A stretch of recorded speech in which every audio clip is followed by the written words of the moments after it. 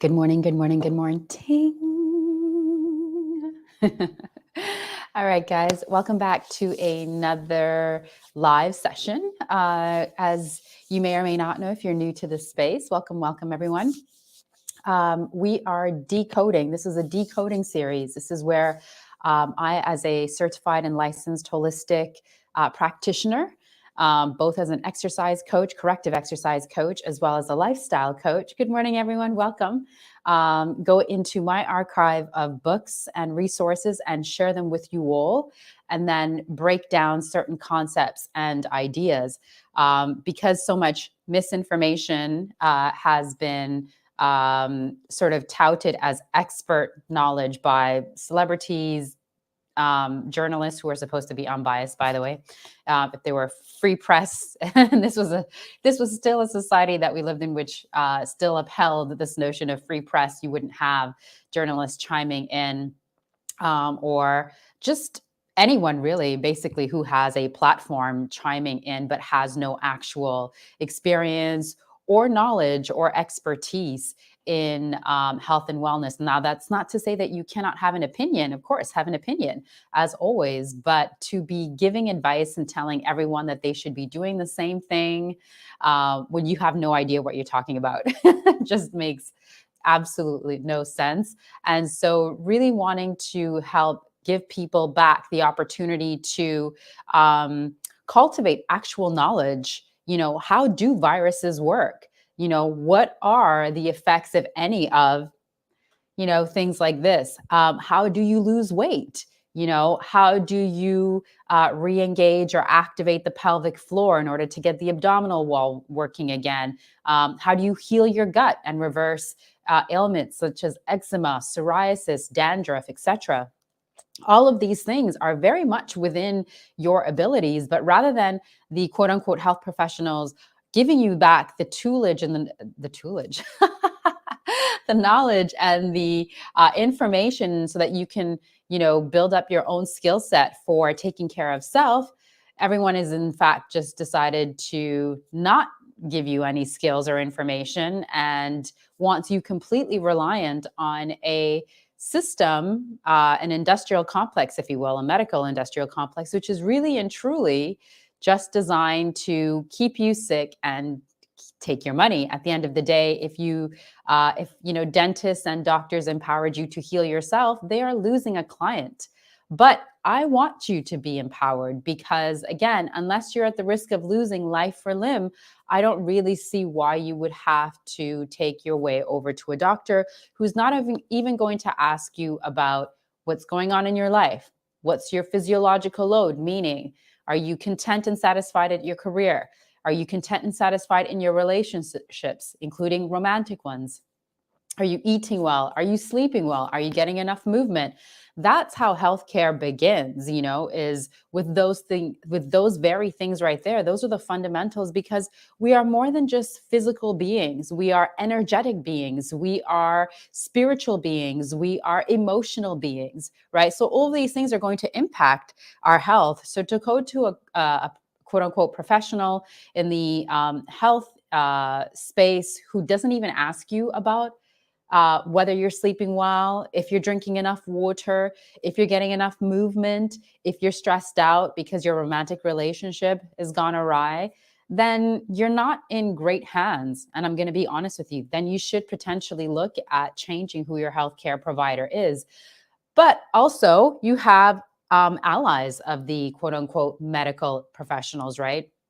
As holistic lifestyle coaches and practitioners, we are allies of the, I guess you could say, health industry in that we are that bridge between you and going to a doctor, right? So because we have enough information to help you balance out your hormones again, we have enough information to help you restore your musculoskeletal imbalances. We have enough information to guide you towards the nutrition that's going to be optimal for you, and it's not going to be a one size fits all. Not everyone should be vegan.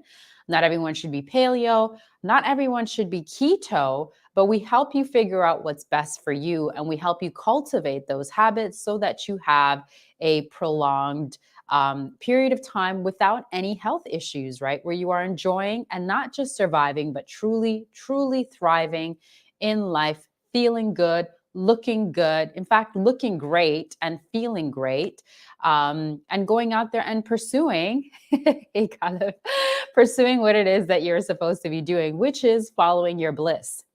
Right. So we want to get your health up to a particular point so that you can do just that, is become greatness. Part of this journey also is going to require you looking at things like your finances, right?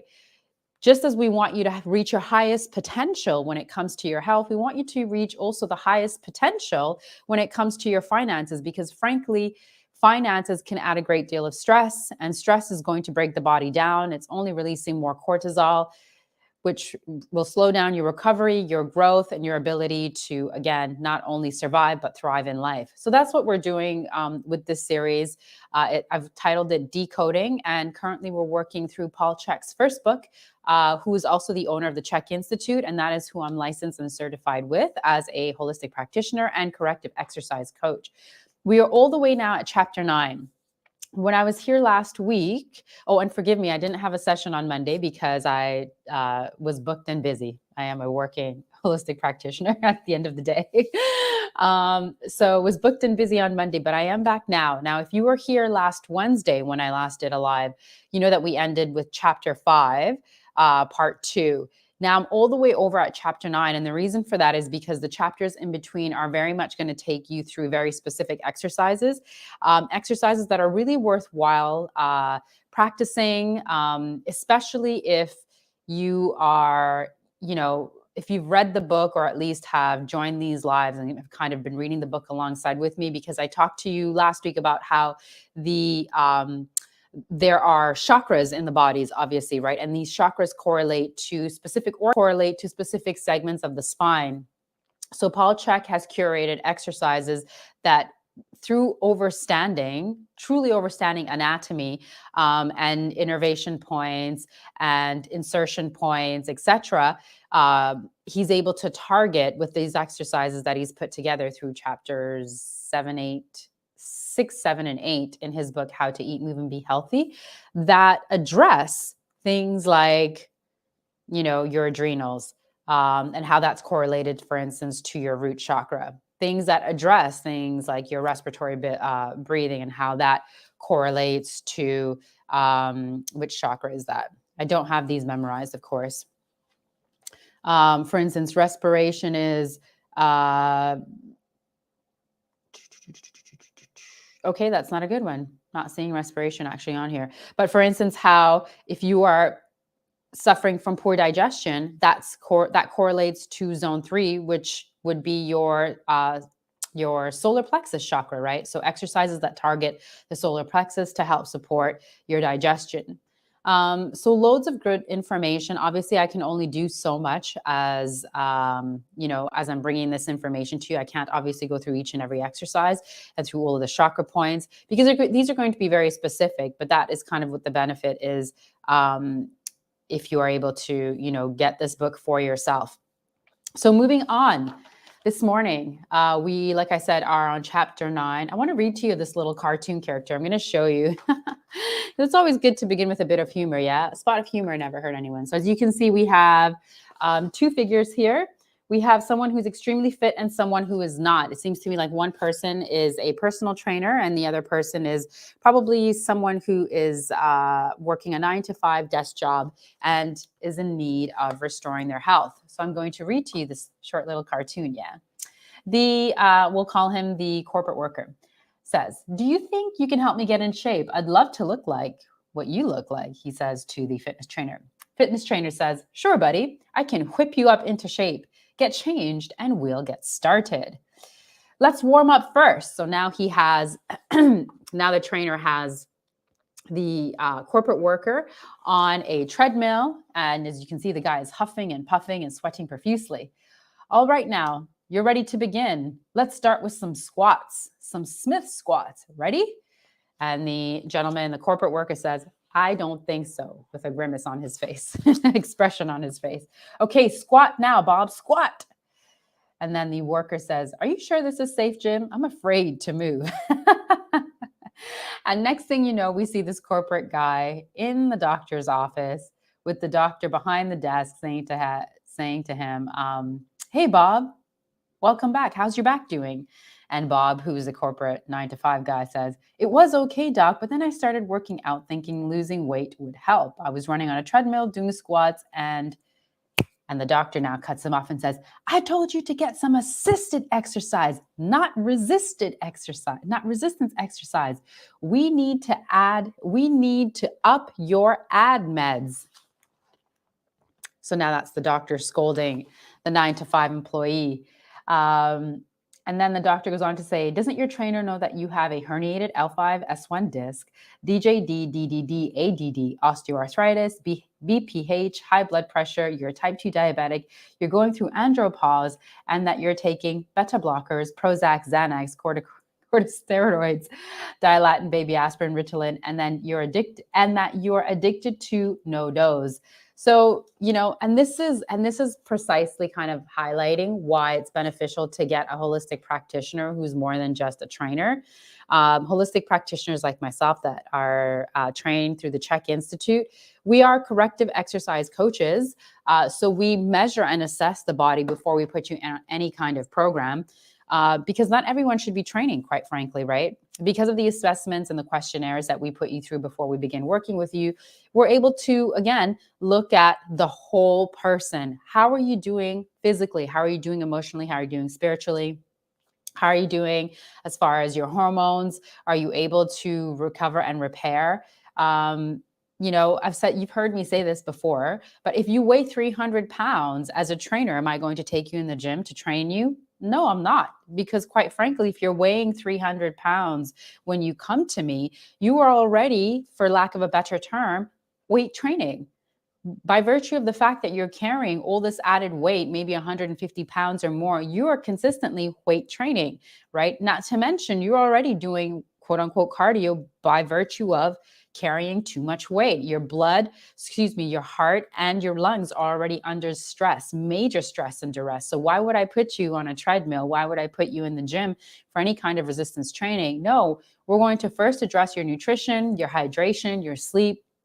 And we'll probably get into some gentle movement, stretching, of course, to address the musculoskeletal imbalances once I've assessed what those are.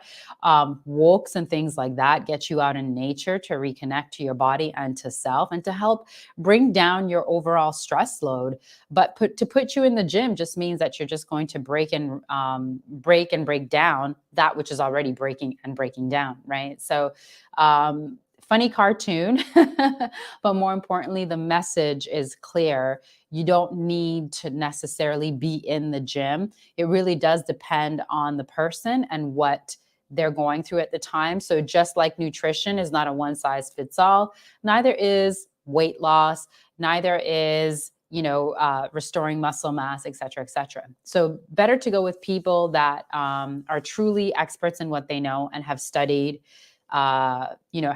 thoroughly, things like hormones, things like anatomy, et cetera, so that you are things like correct nutrition, metabolic typing, yada, yada, yada, so that, you are being guided towards creating changes that will be lifelong sustaining and will give you the results that you're seeking, that truly give you the results that you're seeking.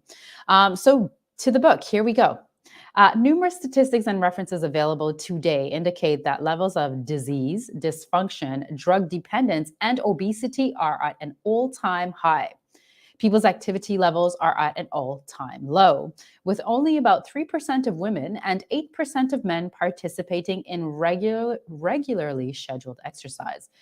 For those who do make the effort, the combined effect of sedentary living, overconsumption of medical drugs, fast and processed foods, and elevated levels of environmental toxicity can introduce risk when taking on a new exercise program. To get the most from your exercise program, And to avoid injury, it's extremely important to understand how to train properly.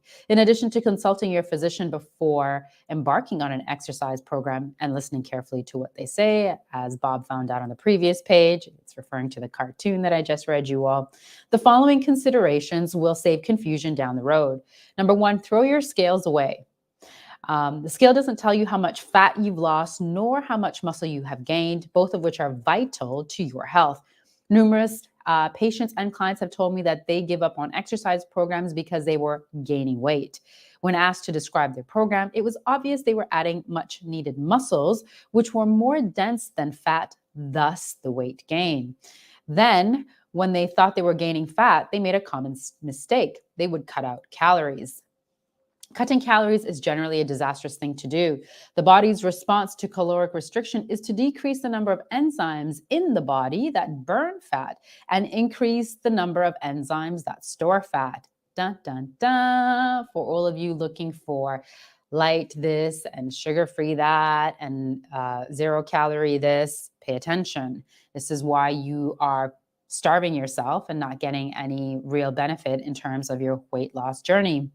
The body soon begins altering hormone output and slowing your metabolic rate so that you can survive with the reduced fuel level. The harder you exercise, the more stress you put on a starving body, and the slower your metabolism becomes. This happens because the thyroid continues to downregulate your metabolism to keep you alive. If you eat according to your primal pattern diet type, you won't be as likely to overeat, as it is hard to overeat when you consume adequate amounts of fat. Dieters, be aware that if you follow the program outlined in this book, you might gain weight and you may slightly get bigger before you get lighter and smaller. In short, this happens because you've got to convince your physiology that you won't ever starve yourself again. The diet that you've skipped, the more that you've skipped meals or have been on a diet, and the longer you've been eating incorrectly for your primal pattern, the more likely it is that you'll go through a period of weight gain. Feel better each week, and it wants to be fit. It literally is designed to do so. Mother Nature makes no mistakes, right? So you've heard it here for most people. Pause as I enjoy my tea. Most people that we see out there who are struggling with weight, especially as somebody who's like, I'm quite active on YouTube, I see this a lot. YouTubers or just people in general who are like, I'm doing, I'm avoiding all sugar this, and I'm avoiding high caloric that, and I'm not consuming carbohydrates, and yet I'm still not really reducing my weight, et cetera, et cetera, et cetera. And I can tell very easily it's because they are literally starving themselves. And when your body feels like it's being starved, it wants to survive. So what's it going to do? It's obviously going to have to make adjustments and hold on to whatever it can hold on to. So it's actually quite, it's not difficult, and it's really not rocket science, but because of the propaganda, because of the brainwashing, because of the indoctrination that was created over the last 2 years, you didn't have to be a scientist to know that a lot of things that they were saying simply weren't making sense. So you could have something, but you're asymptomatic. So you should be, self-isolating. If you know how viruses work, you know that that's never been seen before in the scientific community, like never, ever. Anytime you lack symptomology from a quote unquote virus to really confuse the masses, and people were adhering to really bizarre and going along with really absurd narratives that were just otherworldly, really and truly. And so if they were able to do that over the last 2.5 years, right, with this, we'll call it the vid, to be enough food, as they've been, what's the word I'm looking for? Basically genetically modify the foods, right? I mean, they know what they're doing. They refers to all of these agencies and bodies which are up for sale, which includes our government, and the overreach that they have given themselves over the last 2.5 years as they went along perpetuating fear. And by the way, it's through fear that they're able to get you to convince you that things that don't make sense. Even though they don't make sense, it's through the confusion that they've been able to kind of like get everyone to go along with things that really didn't make sense. With reference to the vid and how some other countries handle that situation, I would urge you to look at Sweden. I see you, Sylvan Soto. Look at Sweden and how they handle that situation, right? So what I'm saying is these entities and governments have been colluding for a very, very long time to create mass confusion. And it's through that confusion that people just are not able to then tune into their own intuition to make sound right decisions for themselves. So it's really unfortunate. Like I said, weight loss is not rocket science. It's fairly easy. But if they wanted you to be healthy, they would see you getting healthy, but they generally don't, right? And so they don't put anything in place. Even the food pyramid that's been perpetuated or endorsed by whomever, government, FDA, whatever, is complete rubbish. It's complete rubbish, honestly, exactly. It's all to control you, to make you dependent. But the thing is, we all have to take matters into our own hands and become adults. Like Paul Chek said, it's time to wake up, grow up, show up, and clean up. At some point, you're going to realize that these kings in power are killing us and your children. They are killing us and your children. And they will continue to do so unless you wake up and say to yourself, listen, I have the bandwidth, the energy, and more importantly, the desire, the will to make the best decisions for me and my family. And I do not need to be told what I put into my body. I do not need to be told that my food needs to be sprayed with chemicals that we know are toxic. I do not need to be told that there needs to be heavy metals in the water. Why? You know what I mean? Like the whole thing is just really and truly foolala. Anyways, carrying on. No pain, no gain. Don't believe this statement, family. Next time someone tells you that, tell them that Paul Chek says pain equals no gain. And he's right. Pain equals no gain. Your Eat, Move, and Be Healthy program is all about training smarter, not harder. Okay? Walks are sufficient. You don't need to be doing HIIT and CrossFit. I'm not saying you shouldn't, right? But again, if you're 300 pounds and stressed, do you need to be doing HIIT and CrossFit? No. A walk is sufficient. 30 minutes a day is adequate movement for the body. So again, training with someone who is an expert and can look at the entire picture can tell you what the best and what your preferential movement should be. Those that control the food control, 100%. 100%. And let me tell you something also, just to go on a side tangent, Sullivan Soto. I just came back from 2 back-to-back trips from Africa, where all I saw were newborns, were babies and infants everywhere. Because the food in these quote unquote poor or underdeveloped countries, they don't have the money to be spraying their foods. They're still growing their foods. There's no conventional and organic. There is just one way of growing food, and that's biodynamically, which is how we were supposed to grow food, which is how nature grows food. It makes it nutrient dense. And these people, because they're not eating food that's been sterilized, no cap, because food that doesn't have seeds in it is sterile food, is making the population here sterile. The fertility industry here in America is a $4 billion industry. It doesn't take a mathematician to figure out and connect the dots that, oh, we're eating sterile food, so now people are struggling conceiving. And this also goes hand in hand with their whole depopulation agenda. So they know what they're doing, right? They are not working for us. They are working against us. I hate to say it. It's not a conspiracy. It's in the laws. It's in, just watch C-SPAN.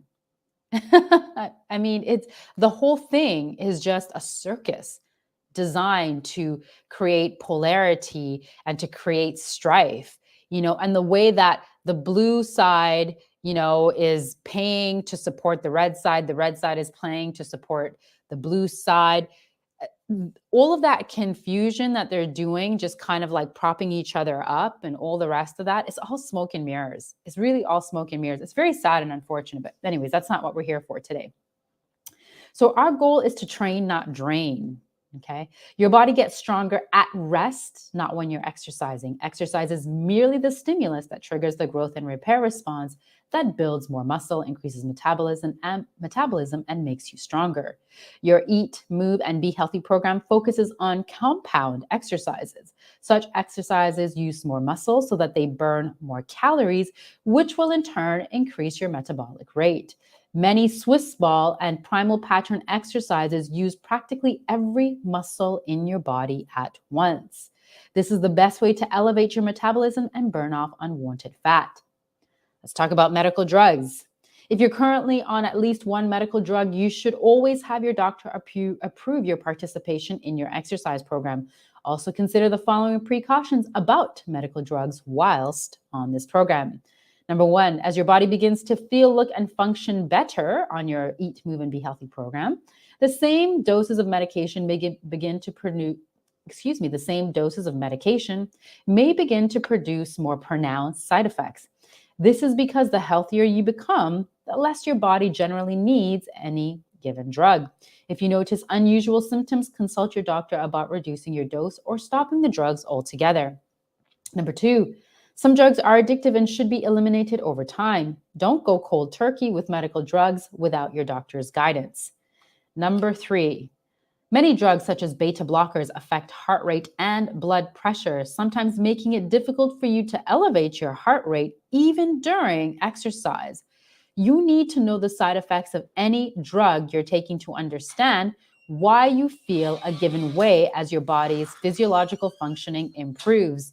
I recommend referring to the book Drug Facts and Comparisons to get the truth on side effects. You can also consult Mosby's Drug Consult CD for a comprehensive list of side effects. Knowing the side effect of a drug is very, very important. I've known people to give up on a good diet and exercise program because they thought the diet or exercise was causing unwanted symptoms. However, when I researched the symptoms and the cross reactions of drug combinations, I discovered that they were actually due to the drugs. Never exercise on pain medication. You can't feel what you're doing to your body and you may get hurt. Big Pharma, greed, etc. Grow your own. Amen. You know what else? Sylvan Sato, last night I was texting with a local farm in the DMV area, which is where I am, because I've been on the search for eggs. I want to reintroduce eggs back into my nutrition. And so I'm speaking to these different farmers. I have been actually all weekend, Saturday, Sunday, been calling and texting around because there are so many farms in this area to procure eggs that are pasture fed, right? Not just organic, but pasture, cage-free, obviously, and pasture fed. And the reason for that is because I'm avoiding grains altogether. I'm currently working on gut health and improving my gut health. And so I can't be on any sorts of grains. And as someone that can't be on any sorts of grains, I can't be eating eggs that have been grain fed. And do you know that of the 4 farms that I reached out to, all of them feed their chickens some eggs? It's absurd. And when I said, well, is there no probability of me finding eggs that are grain-free? Because again, I'm gluten-free, I'm grain-free. And they said to me, it just costs too much money. And people don't want to be paying over $10 for a dozen eggs just so that they're grain-free. Well, actually, I would. Ding, ding, ding, ding, ding, ding. Because what you put in is what becomes you. As Hippocrates said, food is thy medicine. So I would pay over $10 for a dozen eggs if I know that those eggs were, were laid by chickens that were completely pasture fed, right, and completely cage free. I would absolutely pay over $10 a dozen because, frankly, I've already been living this lifestyle now for so long, and I have certain standards, and those standards aren't going to change. I know that my food becomes me. Whatever I consume will become my cells, my connective tissue, my bones, my muscles, all of that. So why would I not invest in myself? I'm not saying that I'm rich, or I'm not being flippant with my expenses. I'm saying these are my standards. And as a result, I don't buy expensive designer bags. I don't buy designer wallets. I don't buy designer shoes, because what matters to me is health over material things, right? And I've always said this, well, at least for the last 15 years or so, is that my biggest expense after rent or mortgage is the cost of food. But that is my medicine. And to quote someone else, Steve Jobs, either make food your medicine or your medicine will become your food. Think about that. You've heard me say this before. All right, can crunchies burn fat off the midsection? Anyone with basic training in physiology knows you can't spot reduce with exercises. In other words, working the muscles in a targeted section of the body will not reduce the fat there. Still, so-called experts continue to fill the airwaves with this false message. It's simply not true. If it were, there'd be a hell of a lot of people with six-pack, because there are millions of people doing their 100 plus sit-ups or crunches a day and have more of a wash tub than a washboard to show for it. Don't overuse aerobic exercise. Many people are obsessed with aerobic exercise these days. While a certain level of cardiovascular activity is healthy, you don't need to beat yourself up with a daily running regimen, or by going to step class 5 times a week, or spinning, y'all. You don't need to be spinning 5 times a week either. And the thing that I don't love about spinning and spinning classes as a holistic coach is that we're already sedentary enough, meaning we sit already. So our hip flexors already flexed. You know what I mean? Our spine is constantly in flexion. So spinning is putting you in that same predicament, right? If you were going to do cardiovascular, I'd prefer you doing it standing upright. You don't need to be sitting more. We sit when we Netflix. We sit when we drive. We sit when we're eating dinner, right? So we're sitting at work. So we're sitting enough. We don't need to be sitting as part of our training program. Though some people stay fit and trim on an aerobic-based fitness program, one size simply doesn't fit all. 2 main problems arise with excessive cardio training: A, musculoskeletal imbalances, and related injury and poor results. Musculoskeletal imbalances and related injury are a result of too much aerobic-based training as well as poor results, right? Again, it's not a one size fits all, just like in nutrition. Have you noticed runners who look as if they're in severe pain as they run down the road? If your body isn't balanced, repetitive movements such as running or aerobics are going to constantly stress the weak areas, further worsening the situations. You don't need aerobic activity 3 times a week for 30 minutes to be fit. Consider how fit and beautiful sprinters and other track and field athletes look. It's sacrilegious for a sprinter to do aerobic exercise. I'll say this too, if you have musculoskeletal imbalances, right, meaning some of your muscles are short and tight and others are long and weak. Many of us have tight abdominals because we round forward. We have kyphotic thoracic spines, right? So our shoulders are rounding forward. Our pec muscles are tightened and impeded. Our back muscles are long and weak, and so are our hamstrings oftentimes, etc. Imagine and we might have torsion as well in our pelvis. As Chak practitioners, we measure out your pelvis. Are you tilted forward? Are you tilted back? And is there one side that's tilted forward more or back, so that's creating torque as well in the spine? So imagine any of these scenarios could be taking place in your body, and you may not know it because you've not been assessed, right? And then you're running every day. So already you have an axial load, right, that is very dangerous, in that you're standing upright, gravity is pulling you down, and you have musculoskeletal imbalances, which are potentially wearing out your joints, creating, instability throughout the pelvis, the hips and the shoulders, even in the jaws, etc. And then you add to that running, right, because you've not addressed these musculoskeletal imbalances. So now you're adding impact, right, to maybe 100 or 1,000 times more than what you're adding in terms of you just standing upright. You're adding impact to that. Imagine how damaging that could be to the body, right? So not everybody should be running, and it's worthwhile getting your body assessed to figure out what movement is right for you based on which muscles in your body happen to be short and tight versus which ones are tight and or long and weak and need to be strengthened, right? Some muscles are going to need to be stretched. Some muscles are going to need to be strengthened. So it's important to know so that you again train smart, not hard. Okay. Chunky aerobics instructor syndrome. This is an acronym, CAIS. Chunky aerobics instructor syndrome is a term I learned from a strength coach known as Charles Poliquin. Poliquin found that his athletes and clients quickly adapted to aerobic exercise, but soon found that they were unable to keep body fat off with aerobics alone. His research led him to conclude that the body adapts to any given stimulus very quickly, and for the best results, he needed to frequently change the program for his athletes. Not too long after Poliquin told me about CAIS, C-A-I-S, I remember reading a report on the findings of a study that body percentages that backed up Poliquin's observations. The research found that professional female aerobics instructors who averaged 3 hours of teaching daily maintained a body fat of 22 to 24%, whilst female step instructors had roughly 19% body fat.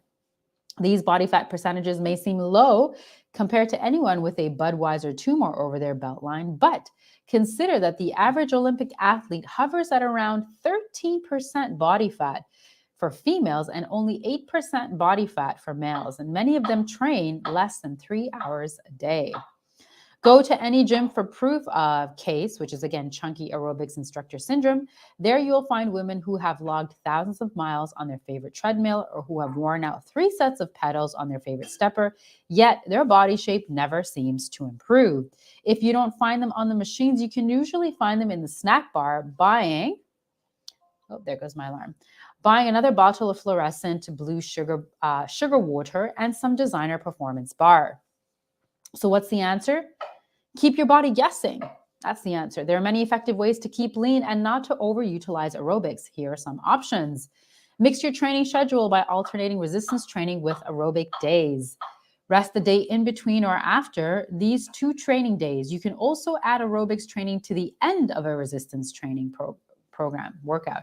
I especially recommend this for females who fear bulking up with resistance training because aerobics training causes the release of glucocorticoids, which are stress hormones. Stress hormones are catabolic, which means that they are tissue destructive and will prohibit formation of additional muscle tissue.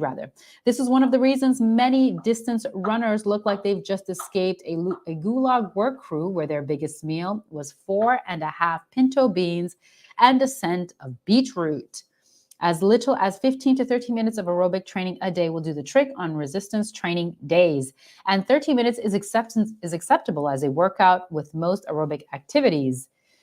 More is often just longer, not necessarily better. Exactly. The definition of insanity is doing the same thing over and over again and expecting different results. I agree with you completely. Thank you. I appreciate that, Sullivan Soto. I do. So mix your aerobics activities regularly, guys. Don't get complacent. Yeah. You want to always switch it up so the body doesn't know what's coming and doesn't become sort of bored with your movement. That would be training smarter, not harder. Perform 3 to 5 minutes of aerobic activity and then immediately jump to a different machine or another form of aerobics. Continue switching this for about 30 minutes. Athletes in better condition can train longer if needed. Change the type of aerobic activity for each workout. Okay, don't be lazy. For best results, choose activities that your body hasn't adapted to. Try something new. One of my Czech mentors used to say to me, if it doesn't feel good in your body, which is different from pain, but if it doesn't feel good in your body, meaning it's uncomfortable, you need more of it. Now, if it's painful, avoid it altogether, right? We're not here to cause pain. It's no gain for no pain, okay? no gain with pain, rather, is what I'm trying to say. There's no gain with pain. So switch it up. But at the same time, right, you want to switch it up, but also be smart. Be smart. So try something new. If it's uncomfortable for you, it just means that you need to do more of it. Perform a given aerobic workout alternating days with resistance training or sports training or participation. Do this for no longer than 2 weeks if you're more of a cat type, i.e. you get bored easily, and 3 weeks if you're a salamander type. i.e. you enjoy repetitive activities. Change the movement, change the exercise. In other words, if you try doing the activity backwards or sideways whilst juggling, your motor system is challenged enough so that you won't adapt to the exercise as quickly. Try running backwards for a quarter mile out of every mile you run. You'll likely feel a significant difference. And use interval training. This is why elite endurance athletes are lean, whilst gym rats who abuse aerobics look like poster children for Syndrome X. When you mix 30 seconds to 3 minutes of intense effort, periods of 80% to 90% or more of maximum effort, with 30 seconds to 5 minutes of rest between efforts, the metabolic adaptations are similar in effect to resistance training, but without the muscle mass development. Sprinters often develop muscle by using 10 to 100 meter sprints with 1 to 5 minutes rest, progressing to 2 or 3 times a week for the intermediate and advanced exerciser. Does that make sense, guys? If it doesn't, let me know. So it's good to vacillate and alternate between rest and high intense activity. And you also need to be tracking things like time under tension as well as how much you're resting, right? So that your muscles don't get cold. Circuit training with free weights is an excellent way to build your heart and lung capacity whilst building improved muscle tone and increasing your metabolic rate. There are many sorts of circuits, such as these sample programs in this book, and some additional options are a circuit of 12 to 18 exercises with 30 repetitions of each exercise with 60 to 90 seconds of rest between these circuits. Perform 1 or 2 of these circuits. Or you could go for 30 minutes to 1 hour as fast as you can with good form through 10 to about 14 exercises. This can include cardio machines, weights, calisthenics, and even sporting activities like hitting a heavy bag. Or you can use resistance training exercise sequence from the most complex to the least complex, focusing primarily on big functional exercises like squats, lunging, rowing, cable pushing, chin-ups, etc. Take 60 to 90 seconds of rest between circuits and build up to 4 circuits. Less is more, fam. As you read correctly, less is more. When I was the trainer of the U.S. Army boxing team, I told athletes that it was way better to undertrain than to overtrain. This is because the undertrained fighters always had reserves, but the overtrained fighters lacked staying power for the long, hard sparring sessions and fights. In addition, overtraining suppresses the immune system, resulting in infections and chronic fatigue. They're not telling us that, are they, at the gyms? Are they? They're not sharing that information. Don't stress over your exercise program. If you aren't enjoying your training, find something that you can enjoy. The secret is making it a lifestyle change. If you try to go about your exercise program like a sprinter, you're sure to burn out. Instead, go about it as though your goal was to make the most beautiful body in the world from the inside out. Remember, it is a lifetime project and a mission session now. It is a lifetime project, and missing a session now and then is just fine. Don't beat yourself up.